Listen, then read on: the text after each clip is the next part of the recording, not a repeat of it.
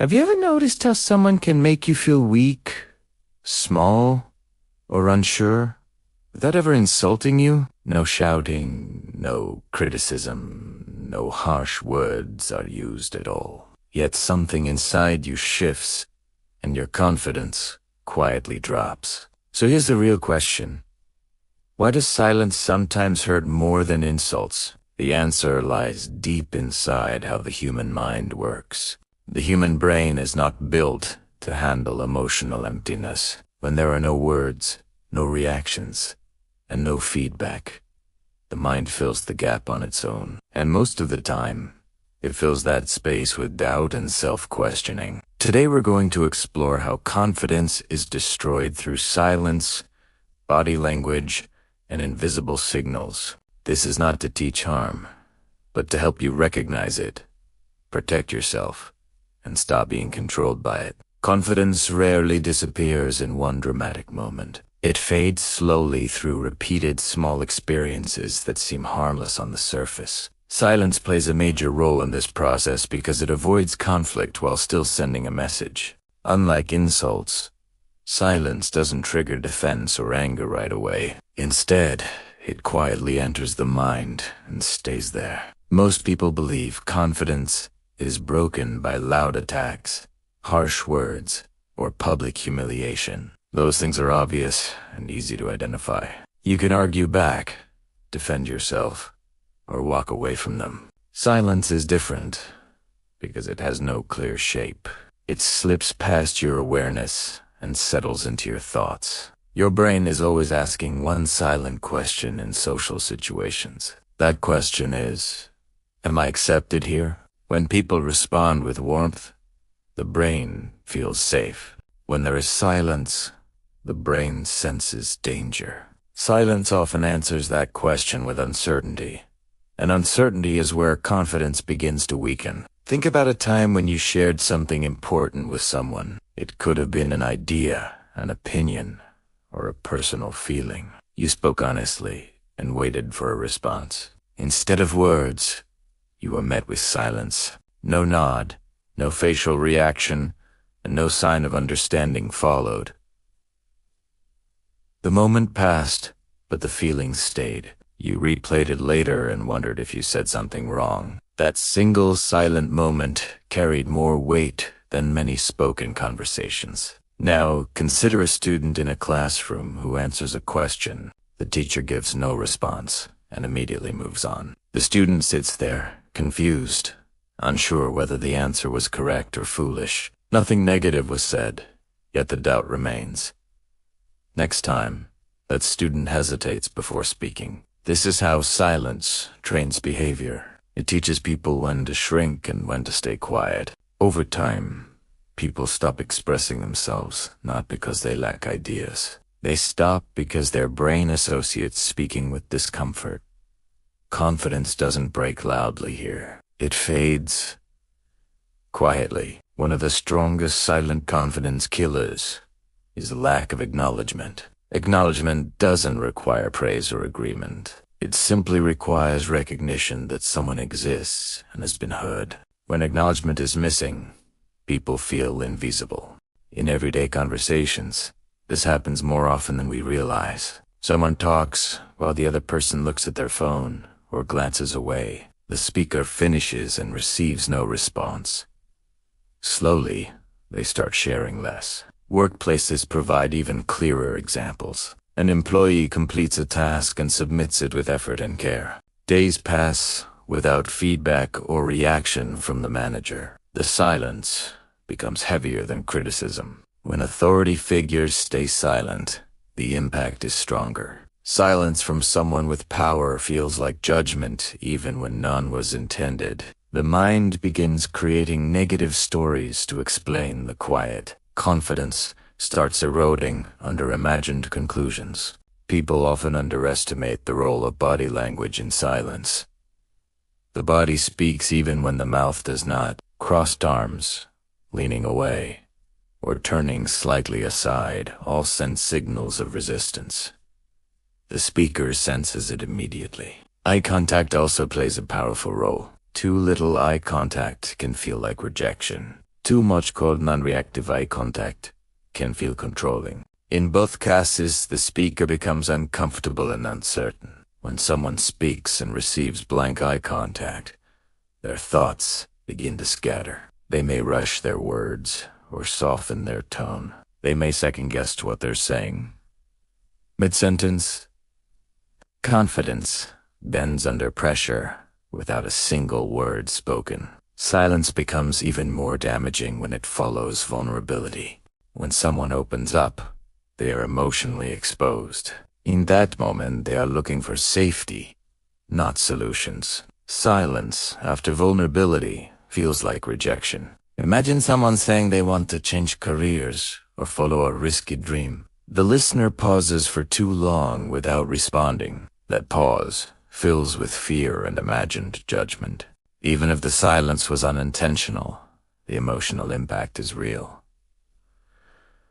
The speaker starts regretting opening up. They feel foolish for sharing something personal. Next time, they keep their thoughts to themselves. Confidence retreats to avoid being hurt again. Social exclusion works in a similar way. Not being invited, included, or acknowledged sends a clear, silent message. The mind begins searching for reasons why. Most of those reasons are self-blaming. Being excluded without explanation hurts more than direct rejection.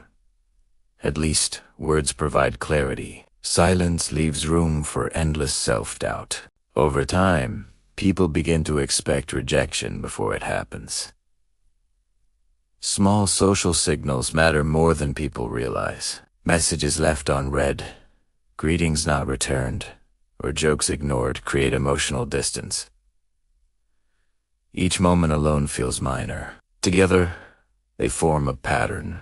The brain is very good at recognizing patterns. When silence repeats, the brain learns to stay cautious. People speak less, take fewer risks, and hold back their opinions. Confidence slowly shrinks under this silent conditioning. Children are especially affected by emotional silence. A child who speaks and receives no response learns something important. They learn that their voice doesn't matter. No one tells them to stop speaking, but silence teaches them anyway. Many adults with low confidence grew up in emotionally quiet homes. Feelings were not discussed, and achievements were rarely acknowledged. Silence replaced guidance and encouragement. That absence shaped their self. Here is the uncomfortable truth. Most people who damage confidence through silence don't intend to. They believe silence is neutral and harmless. But silence is always interpreted. The human mind hates empty space. When there is no feedback, it creates its own explanation. That explanation is usually negative. Self-doubt fills the gap left by silence. Understanding this changes how you see social interactions.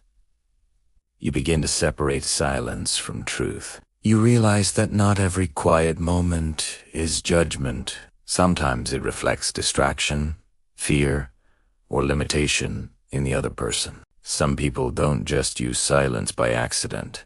They use it on purpose. And when silence becomes intentional, it turns into a powerful tool of control. Intentional silence is often used by people who want power without responsibility. They avoid direct confrontation, so they cannot be blamed. Instead, they withdraw reactions, warmth, and acknowledgement. This keeps the other person confused and emotionally off balance.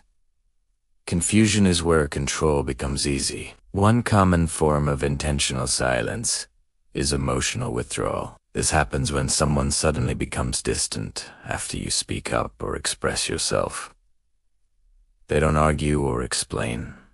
They just pull back. Your brain immediately starts searching for what you did wrong. This tactic is especially common in close relationships. One person expresses a concern, and the other responds with silence. No discussion follows. The silence creates anxiety, and anxiety forces the speaker to solve. Over time, they stop expressing needs altogether. Another form is selective silence. This is when someone responds warmly to others, but stays quiet with you. You notice the difference, even if it's subtle. Your mind starts comparing yourself to others. Confidence drops as you try to earn the reaction you see given freely elsewhere. In group settings, selective silence is extremely effective. A person may respond to everyone's ideas except one. That one person begins to doubt their value. Eventually, they stop participating, and no one ever had to silence them directly. Then, there is silence, used as punishment. When someone ignores you after disagreement, the silence sends a message. The message is that connection is conditional. Your nervous system reacts strongly to this because humans fear disconnection. This kind of silence trains behavior. The brain learns that speaking honestly leads to emotional loss. To avoid that pain, it chooses silence instead. Confidence fades because expression feels unsafe. Now let's talk about something very important. Not all silence is abuse. Not all silence is manipulation. The danger comes when silence is repeated, patterned, and one-sided. That's when it stops being neutral and becomes harmful. Healthy silence allows space and reflection. Harmful silence creates fear and self-doubt. The difference lies in intention and consistency. Your body often senses it before your mind does. Here's where personal protection begins. The first step is awareness. Once you recognize silence as a signal rather than truth, its power weakens. You stop immediately blaming yourself. When silence appears, ask a simple internal question. Is there clear evidence this silence is about my worth? Most of the time, there isn't. The silence belongs to the other person, not to you. This shift alone can protect your confidence. The second step is emotional grounding. Silence triggers the nervous system, not logic.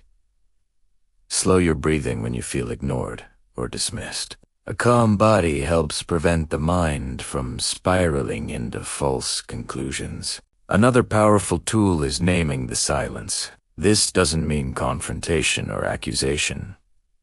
It can be simple and calm.